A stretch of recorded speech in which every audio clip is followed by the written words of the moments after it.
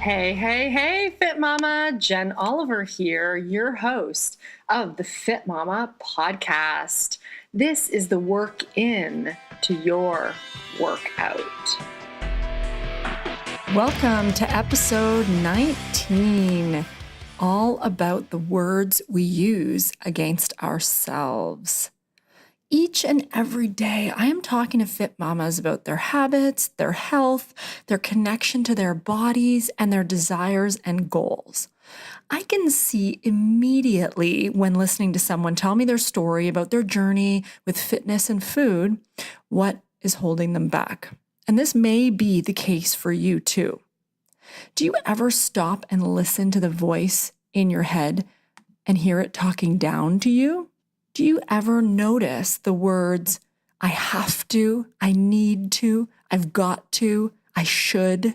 My intention with this episode is to address something that we all fall victim to once in a while. There are common cliches that we speak of, as I've mentioned already, this idea of being my own worst enemy. And we may think at first thought that we're just being humble or we're holding ourselves to this great high standard. Being our own worst enemy pushes ourselves and grows us. We've all been there. I was so hard on myself recently, but it triggered something and made me realize being my own worst enemy holds me back. So I wanted to expand on this idea. And I've talked about this before, and I will talk about it again because it is something that is so ingrained in our society and culture to be hard on ourselves, to think that negativity towards ourselves is somehow going to propel us to feeling excited, passionate, and loving towards our body at some point on the journey. I know this firsthand. I know that I have held myself back in my own healing journey, in my own fitness journey, and definitely in my athletic journey when I was my own worst enemy, when I was so hard on myself, pushing myself, making myself feel like I wasn't good enough unless I performed a certain way or unless I did a certain thing.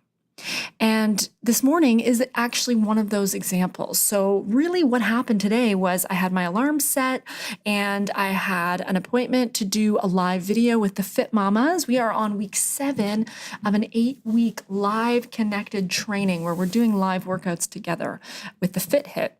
And I was very aware going to sleep last night how depleted I felt, how tired I felt. My body was screaming, but I was exactly that, hard on myself. I thought, no, just go to bed, just get some sleep. You'll feel better in the morning. And instead of it going away and me feeling energized when I woke up, I felt exhausted. So then that is where the demons inside my head kicked in. So I started feeling like, oh, I should do it. Oh, I have to get up. I have to do it. Meanwhile, it was me who was holding me to this standard. Everybody understands if you can't make it to something, if you end up hurting yourself, or you need some time off, or you need a break. Nobody is going to blame you. But we create this hell for ourselves, feeling like we should be able to measure up. Saying, no, I can't make it, or no, I need another day's rest, feels like such a failure that we will do almost everything to avoid it. And that is going to hold you back. I know it holds me back. I have been going full tilt and my body wanted to relax. Would I let myself? No. And do you let yourself not push? Do you allow yourself those breaks? This has been a huge lesson to me, and I have definitely improved in this area, taking more breaks, taking more time for myself, definitely a lot of better self-care over the last 5 years. But it's really about giving yourself that permission to take a break, not push against the resistance because you think it should be a certain way or you should be doing a certain thing. I am definitely a person who goes to extremes and I push myself until my body just gives out. And this has been a big lesson in my life, and I have learned a lot through it. So I've gotten much better at taking those breaks, giving myself the rest I need, and allowing more flow through my life, allowing me to flow into my days and not scheduling so much and calculating so much all the things that I need to do and get done. It all starts in our mind, in our head, in those talking voices that we have always, right? That monkey mind that is always saying, hey, you got to do this. Hey, you should do this. And it's when we become aware of those words that we see how much they're actually holding us back. Last year, I hired a coach who I worked with for 6 months, breaking through my self-sabotage patterns that I had going on. This was my own thing. And this was actually, in reflection, some of the scariest investment I've made, one of the scariest investments I've made in myself. But looking back, it is the best investment that I made last year in my business and in myself, because investing in yourself and me investing in myself is always going to have a return. The more awareness I had around my self-talk, the words I was using, the things that I was telling myself that kept me held back, actually allowed me to start changing the programs that were automatically running in my head. So I went through some huge transitions. I was birthing a book, which is no small feat. The editing, the writing, the researching that has gone into it over the last 10 years, not to mention all the life experience that I poured into that, thinking back on stories and experiences that I could share with you, the reader. It really took me to some crazy places that I had to face. And I had to face some demons that I really wasn't ready to get through until I stopped talking to myself in a negative way and realized that the demons I had were actually really just illusions and just stories that I was making up in my head. It's that comfort zone thing. I know you've seen it online and wherever, from your coaches, teachers, whomever, and they will say to you, everything lies outside your comfort zone that you want. Right? Everything you want lies outside your comfort zone. Sometimes it's near, but sometimes it's really, really, really far outside our comfort zone, which makes it more and more difficult the bigger we get. And by bigger, I mean personal development wise. We grow as people and it changes everything. The issue with that is that there are so many points along the journey outside the comfort zone that test us. They say, hey, do you really want this? Hey, this crap is coming your way, so prove that you can really show up for this, and so on. Things show up in our lives to test us, to see if we can push past the doubt we have for ourselves. Because so often we keep our own selves stuck. We demean ourselves and we feel that we are not worthy. Whether it's your dream body, your dream job, your dream partner or house or vacation, your dreams are not your reality, but they do make up more of your life that is created inside your mind than you believe. So if you're always thinking about your dream reality that isn't quite here yet, you feel a disconnect. You are who you believe yourself to be, and your belief is created in your head. It's anything you want it to be. Recently, I shared a study on Facebook talking about how damaging it is to call ourselves negative names and how health enhancing it is to believe that the healthy actions we take are actually protective of us. Feeling like your workouts, your healthy eating, and your self-care are contributing to your health actually do keep you healthier. Thoughts become things. So definitely daydream, definitely imagine your best case scenario, but always begin by loving what is. We are so hard on ourselves. And rather than wearing it as a badge of honor or adding it to the, oh, I should stop doing it list, start asking yourself, what is this doing to my performance and my energy levels when I talk negatively to myself? Do I feel lifted and supported by myself, or do I feel constantly pushed down and disgruntled and victimized and lost from the events in my life? Are they events, or are they your interpretation of the events? Remember, it's never stress that is our issue. It is our response to stress. I've been an emotional stress ball lately because of my upcoming TEDx talk, which is an experience like no other. I have always been a nervous public speaker, and though I love talking and doing talks now, when I was younger, especially, even more so, I disliked any attention on me. But as I learned and researched and experienced, it became difficult and actually harder to keep my mouth shut than speaking out, then talking and learning and sharing what I've learned. Speaking and educating through live talks is now what I'm realizing is what I'm meant to do. But it's intense. It is so intense. My entire body is feeling the effects of the nervous energy, and it's all very confronting. Why am I doing this? I ask myself. What if I forget everything and I make a fool of myself? Or what if I stand up there and say something wrong or stupid or blah, blah, blah? All these thoughts have crossed my mind, and I'm working at getting them out of my mind and focusing on what I want the experience to be like, focusing on what I believe it will be like, focusing on the positive aspects of the message and what I am sharing and contributing to this world, rather than just focusing on my nervous energy. Because it's not the TEDx talk or me going up there to speak and bearing my soul's message that's the issue.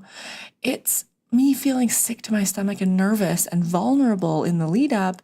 And so much of this is causing me this paralysis, this self-doubt, this imposter syndrome, which I know creeps in for all of us at some point or another. I work with amazing coaches, and I have coaches that are helping me through this experience and helping me with every step of the way. And now my nervous energy is migrating and radiating from my gut everywhere else because it's coming from the core of who I am. That nervousness, that self-doubt also has the opportunity, though, to fuel my energy, to fuel the excitement and the positive vibes that can come from this. But I keep asking myself this, am I ready? Am I ready? Am I ready? And the answer is yes. The answer is always yes, because I wouldn't be here doing this if I wasn't. And you are too on a path doing incredible things in your life. And it's so interesting how often we want to hold ourselves back with our words. A quick interruption from today's episode to give love to our show's sponsor, Notes to Self Socks. Have you seen these socks yet? Are you wanting to buy some loving gifts for friends, family, or colleagues? Why not spread some love and positivity by sending them a pair of socks with positive affirmations on them? I was gifted my first pair of Notes to Self socks by a beautiful and thoughtful client of mine, and they say, I am grateful and I am perfectly me, which are incredibly lovely statements and reminders all day when I wear them. I love them.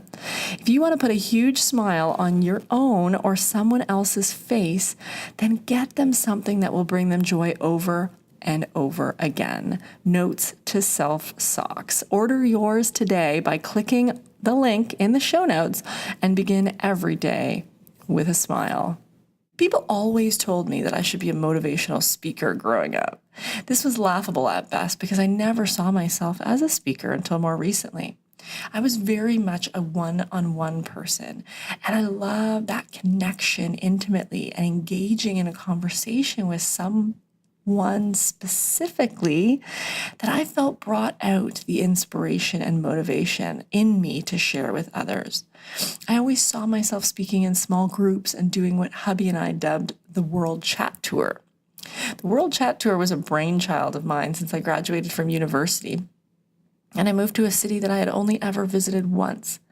Windsor is a small town in southwestern Ontario, and it was completely new for me up until I moved here in 2005. I was so used to moving around a lot, and after attending 3 different high schools and meeting new friends on the various sports teams I played in for school and at the club level, I was very used to meeting and chatting with new people. I fell in love with meeting new people throughout my life and getting to know specifically what motivates them, what makes them tick. I loved asking questions, and I still do, of people. I'm not really into small talk. It has always been within me to deep dive in with someone within a very short time of meeting them, asking them real questions instead of rehashing the same old stereotypes about weather or jobs. My husband always laughs at me because when we meet someone new, within 5 minutes, they are bearing their soul to me or answering questions or asking questions of me that he is always just shocked by. But it's all about making people feel comfortable enough to share. And I truly leave and live and have no judgment. I leave out any judgment when I'm with people, and that's what I think allows them to open up. I'm just open there and wanting to get a better understanding of them. And within minutes, I usually can tell if someone is holding back or having some sort of contempt for themselves. Because often it's that we don't feel we're good enough. We don't feel like we have anything to offer. And I feel like this is one of the saddest things of all because we all have such incredible gifts and offerings to share the world. I've actually realized now that it's one of my magical gifts to hold space for someone when I'm with them and shine a light on them that ignites a fire within them and gives them that understanding that they too are filled with magic. We all have magic, but we are all essentially human dimmer switches. We control our own dimmers and we control others. This is all done quite subconsciously, but we are always adjusting our dimmers. More light here, shine brightly. Dim here so that I don't make that person feel bad. Dim my own light because who do I think I am? And on it goes. I've been the observer of the stories in my head for as long as I can remember now. And questioning the words like, I have to, I need to, or I should, are comments that I really encourage you to question over and over and over. Because questioning the thoughts that arise in your head is truly one of the best tools you can use to move forward in your goals and not let that negative self-talk hold you back. Just question it. Ask it. Is that really true? Now I'm doing about 3 to 4 talks per month and meeting hundreds of people on and offline every week. I cannot help myself from seeing the brightness in others and inspiring them through shining my light and increasing the light within them. Because as much as we dim our own light, we often can dim others with our words or our actions. And it's so easy to do this. We don't even realize that we're doing it. We dim our own light every day when we tell stories to ourselves or others like, I'm not worthy, or if I only looked like this or had this, my life would be better. I spent some time over the weekend with a new mom, a friend of my daughter's mom, and I really enjoyed hanging out with her. But there were a few times that I very much noticed she was dimming her light, and I wanted to reach out to say, don't. And I did, but I don't know if it got across. For example, she kept saying, oh, I'm old. She has a little one the same age as mine, about 4 or 5, and she also has a 22 and a 24-year-old. And the whole time she was with me, I could tell she felt very uncomfortable, and she felt she needed to justify that she had these older kids, or that she was old and she thought differently because of that, or I don't even know what it was. I mean, I love the woman. She was super cool and super cute. And I just felt like I needed to keep telling her, you're not old. Old is nothing but a number. I don't know what you're talking about. You're not old. But it's such a natural tendency for us to be in a situation where something's new, we're around someone new, and we need to justify something about ourselves. So start to observe where this is that you do this in your own life, because you will notice that you feel lower in vibration. You feel lesser than other people when you do this, and there's no need. I would have never known how old she was or needed her to justify other children. I mean, no. However, maybe a lot of people are judgy. Maybe she has experienced that a lot, and that's become her defense mechanism. So where is that possibly playing a role in your life also? Research has shown what a negative impact that self-talk, specifically negative, depleting, dimming self-talk, can have on performance, emotions, and behavior. That negative, harsh talk towards ourselves always keeps us in that place where we're feeling not good enough. We feel not strong enough, not smart enough, and then we play into that and we end up confirming those notions, making them a self-fulfilling prophecy.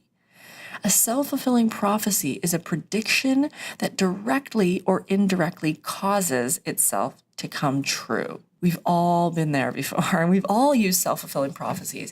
I mean, just saying something like, oh, it's probably going to rain when I want to do X on Saturday can easily become a self-fulfilling prophecy, even if we don't control the weather. We plant a negative seed. We say, oh, he's probably just going to do this like he always does. Or we say, she's just likely to do this because that's what always happens. And we plant these little seeds without knowing it that end up coming true, and they just affirm for us, oh, life is hard, or oh, we don't deserve it, or all these other things. Now, this is shown to be true in the research, such that studies found when teachers, for example, regarded a student as a high or low achiever, and it was completely arbitrary. So teachers were told, Johnny's a good learner, Mary's a bad learner, Sophie's a great learner, Tina's awful, or whatever. And when they're told these certain things, the students' grades and their results in class reflected these roles that were labeled on them, even when the students were in fact not related to those achievements at all. We also do this to ourselves. We project ourselves in certain ways, and others tend to treat us according to that. Right? We've all experienced that. We go around people who we think are more important than us, smarter than us, higher achievers than us, and we start to act in this way that dims our own light. And then naturally, those people who are higher achievers or more evolved tend to see us in that light that we project ourselves as, because we are what we believe ourselves to be, Fit Mama. So choose your beliefs wisely. And choose your words even more wisely. You can choose to realize that you have the power to think whatever thoughts you want. You are talking to yourself all day long, and you have over 70,000 conscious thoughts in an average day. 70,000. And I believe it's probably more now, because that was a statistic that has been evolving. But I bet you now more than ever, we have so many thoughts because we're so distracted. Over and over, we're jumping from this thing to that thing and checking our phone and answering this and doing that. And I think it's probably closer to 100,000 thoughts a day now. I truly, truly believe it's more than this because estimations are commonly underestimating. Talking to yourself in a confident, positive, reassuring, friendly way, much the way you might encourage a friend or a child or a loved one whom you want to succeed, can have a very positive impact on how things turn out. It has been linked to higher quality of life through increasing self-esteem and actually changing your brain at the level of your beliefs. That's talking to yourself positively and friendly. It can have incredible, lasting effects in all areas of your life. Where your attention goes, energy flows. As I said in episode 17, what you focus on grows. Sometimes we don't even realize, Fit Mama, that we're doing it. It has become so normal for us to look in the mirror and immediately zero in on the blemish that we know is there, or that stretch mark, or that scar, or the pudge that we think we have. Whereas it's very much less often that we look in the mirror and ignore those faults and just say, I have very nice eyes, or I love my hair, or my smile is so beautiful it lights up a room, or wow, my hands, I love my hands. Tiger Woods, a famous golfer who unfortunately had a downfall from his rise in fame due to other personal issues, but he had this impressive way of monitoring himself for his negative mind chatter. And this is something that I really, I value about high-level athletes, regardless of their personal issues. When it comes to high-level athletics, specifically sports like golf, where you have to be very, very focused and concentrated, you know that negative mind chatter can very much negatively affect the game. A quick interruption from today's episode to share with you one of our show sponsors, Best Self Journal. I don't know about you, but I am a bit of a journal junkie. I love goal setting and planning and executing in a way that makes goal getting fun. It wasn't until I was gifted this Best Self Journal by a coach I was working with that I fell in love with it and now give it to all the Fit Mamas I begin working privately with. The ease of using this journal and the laying out of the priorities that are needed to move forward on tasks and epic happenings in your life is so simple and fun with this journal. Have you discovered the Best Self Journal yet?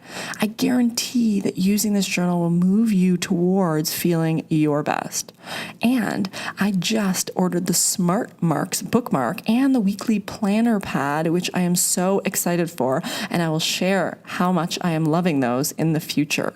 Productivity, organization, and focus are keys for fitting in all the things that you want, making sure that you are achieving the things you set out for yourself.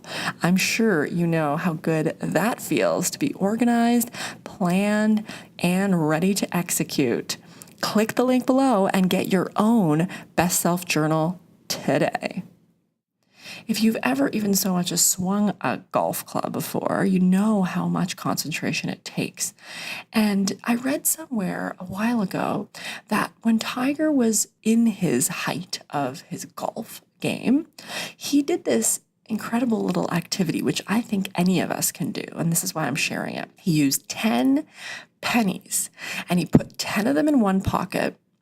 And then as he'd go through his practice or his training or whatever he was doing, he would take a penny every time he noticed a negative thought come and creep up in his mind.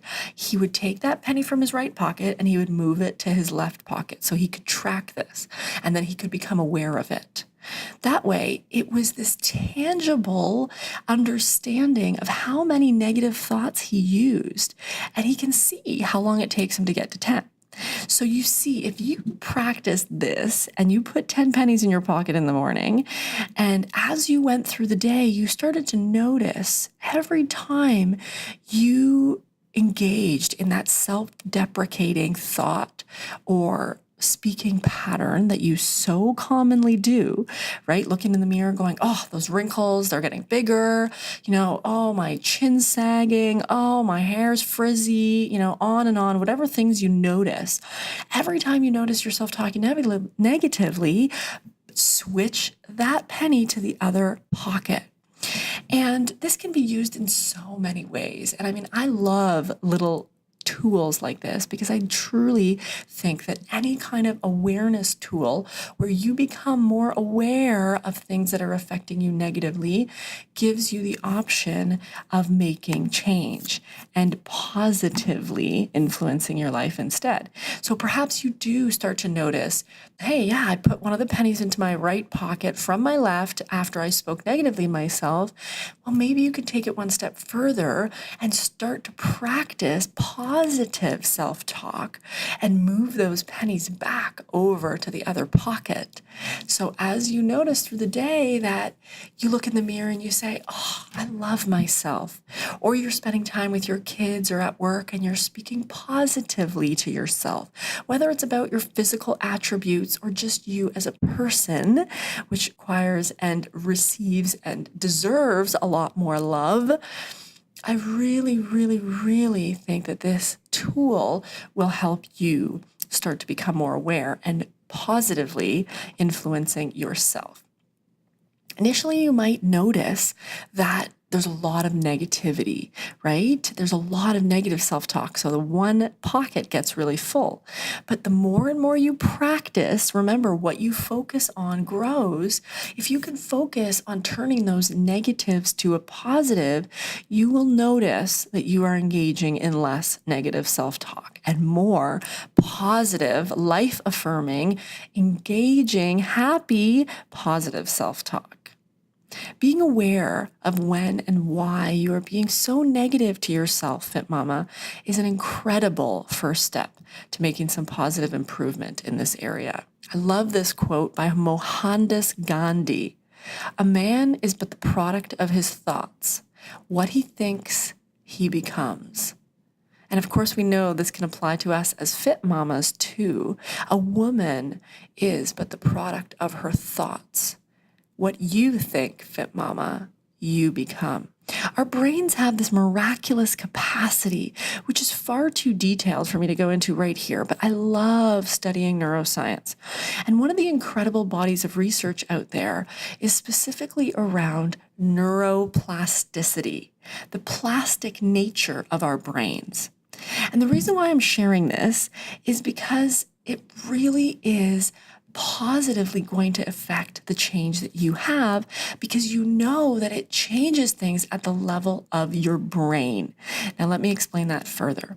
Neuroplasticity and the plastic nature of our brain comes from this idea of the true meaning of plastic, or the understanding that we have of plastic. So we know plastic, when you melt it, it becomes able to form and reform under these conditions. So when it's heated, it can melt and it can reshape into anything else.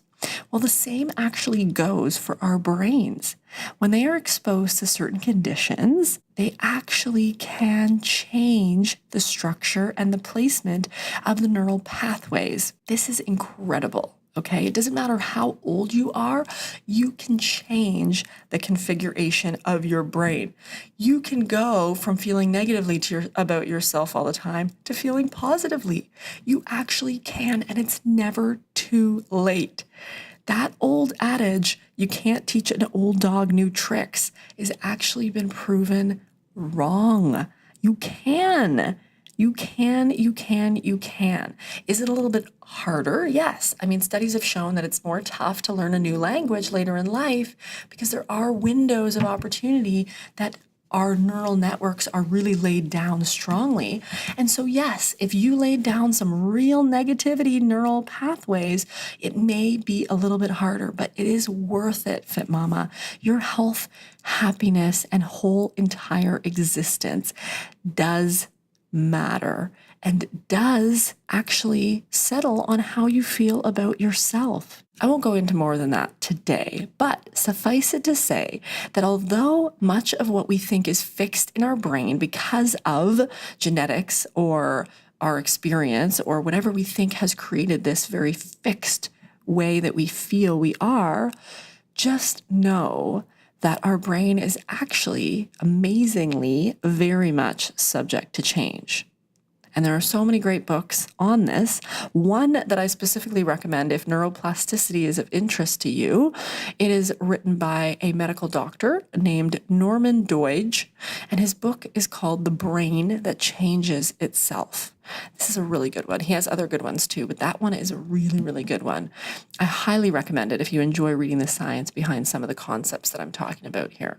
Remember, your cells are always eavesdropping on your thought. This is a quote from Deepak Chopra, whom I love. He is a mind-body wellness guru, and he's a medical doctor who has been around for many, many, many years studying the mind-body connection.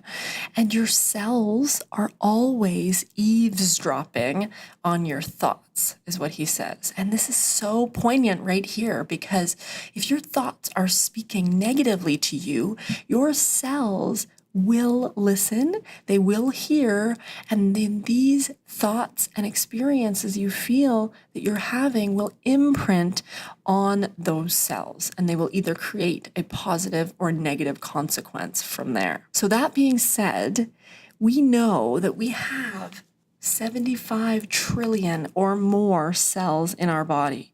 Okay, that is an incredible number. That is huge. And think how negatively those 75 trillion cells are feeling if you're talking negatively. But alternatively, imagine what a positive impact you can have if you are talking positively to yourself, and all those 75 trillion cells are feeling loved, and they're feeling lifted, and they're feeling bright and shiny and not dim. Why hold yourself back, Fit Mama? Why are you going to be your own worst enemy? We have plenty of people outside ourselves that will be happy to play that role in our lives. Start turning the conversation within towards love, respect, kindness, compassion, and understanding for yourself and your journey. All that you've been through in your life is a gift in some way. So look for that quote unquote collateral beauty in it, and know that you can always look at the stories and experiences in your life by putting yourself as the superhero of your own journey. That self-fulfilling prophecy will always help you stay on your path, whether it's positive or negative. So choose to make it a positive one, Fit Mama. What do you desire most? What do you truly crave in this world more than anything for yourself and your life? Act as if it's already happened, and start to feel positively towards yourself in that way every day. I'm rehearsing in my head and out loud over and over and over for this TEDx talk, and seeing myself delivering it just the way it's intended to be. I am visualizing every single day, and I am here to say out loud and repeat it over and over, I am loved. I am love. I am supported, and my message is changing lives. You too, Fit Mama. Your life is changing other lives. Choose to live it positively and start that positivity in your mind. Each and every day, no matter what your task or mission, make it one that starts with love. Notice the little things you love and tune into them. More of them will start to show up. Forge ahead, beautiful. You deserve it, Fit Mama. Have a great day. Namaste.